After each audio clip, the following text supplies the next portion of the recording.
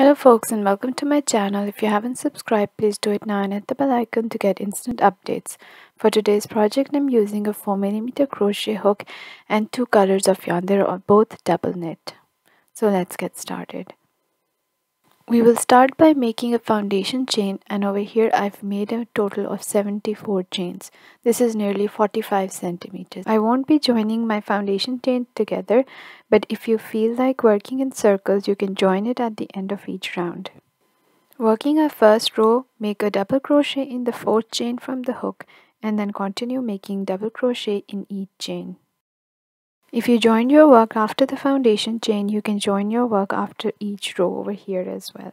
But since I'm not going to be joining, so over here I'm going to start with the next row. Starting the next row, chain 4 and turn your work.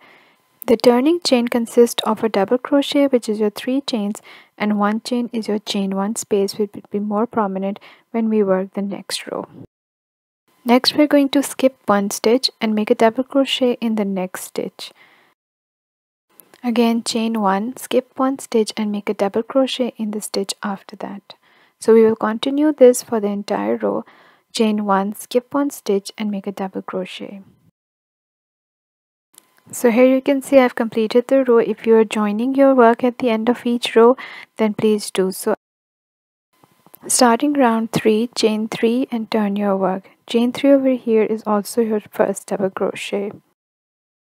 Make 2 double crochets in the chain 1 space. So now we will be increasing in each space so that we have a bigger round for our neckline. Next, make a double crochet on top of the double crochet. Now we will repeat by making 2 double crochets in the chain 1 space and a double crochet on top of the double crochet. Repeat this until you reach the end of the round. So after completing 3 rows, this is how your work will look like. Starting the next row, chain 4 and turn your work. Skip 1 stitch and work your double crochet in the next stitch. So as you can see, this is a repeat of row 2. Chain 1, skip a stitch and make a double crochet in the next stitch. Repeat this for the entire round. If you're joining after each round, all your right side stitches will be on one side. But since I'm not joining, this is the wrong side of my work and this is the end of round 4. Starting round 5, chain 3 and turn your work. This is now a repeat of row 3, so make 2 double crochets in the chain 1 space. Next, make a double crochet on the top of the double crochet and repeat for the entire round. So here I am at the end of round 5, now starting round 6. So here we'll be repeating row 2 where you have your spaces. So this is the end of row 6. Starting round 7 with the chain 3 and then 1 double crochet in the chain 1 space. 1 double crochet on top of the double crochet and then 1 double crochet in the chain 1 space, and we'll repeat this for the entire round. At the end of this round, do not complete your double crochet. When you have 2 loops on the hook, we're going to change the yarn color. Place the gray yarn on your hook and pull through both loops on your hook. Now you will be working with the gray yarn. To start the next round, chain 4. So with the gray yarn, we'll be repeating round 2 over here. For the next round, chain 3, make 1 double crochet in the chain 1 space, then make a double crochet on top of the double crochet. Again, make 1 double crochet in the chain 1 space and then a double crochet on the top of the double crochet.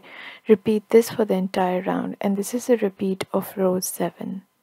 So this is how my work is looking like after completing 9 rows. If you've been joining after each round, you won't be having an open space over here, but since I do have an open space, now is the time I'm going to join this together.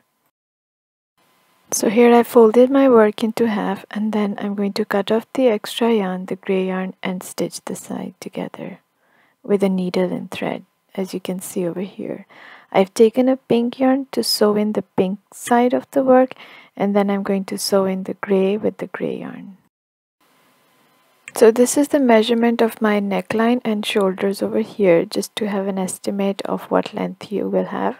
If you're using a thicker or a thinner yarn and a different size hook, you would like to achieve this size for your 1-year-old. Over here, I'm trying to show that this is the measurement for the armhole. It's nearly 5 inches, and then I've put my stitch markers on both sides, the front and the back. Rotate your work like this, and we'll be working so that we have our stitches on the right side of our work. So now I'll be working from one stitch marker to the other for the body of my dress over here. So inserting the hook where I have my first stitch marker, I'm going to place the yarn over here. I'll be working with the gray yarn over here for a couple of rows before I switch back to the pink yarn. So make a knot and then slip it on your hook and then pull it through both loops. Now make a single crochet in that first space and place your stitch marker on the top of that single crochet. Now make one single crochet in each stitch until you reach your other stitch marker. Here I've reached my other stitch marker. Now I'm going to chain 3. Next we're going to insert the hook in the same stitch where we have the stitch marker, which is the other side of the dress, and we'll be leaving all the stitches for the armhole undone. Over here make a single crochet. Now make one single crochet in each stitch until you reach the other stitch marker. Here, as you can see, I'm at the other stitch marker and I've chained 3. After the chain 3, join in the first single crochet where you have your stitch marker as well. Join with the slip stitch. Now changing our yarn color, I'm going to be using pink again. So here I've made the slip stitch with the pink yarn. Now working with the pink yarn, make a chain 1. Make a single crochet in the same stitch. Now make a double crochet in the same stitch where you made a single crochet. Skip one stitch and insert your hook in the next stitch. Make a single crochet and a double crochet in this stitch.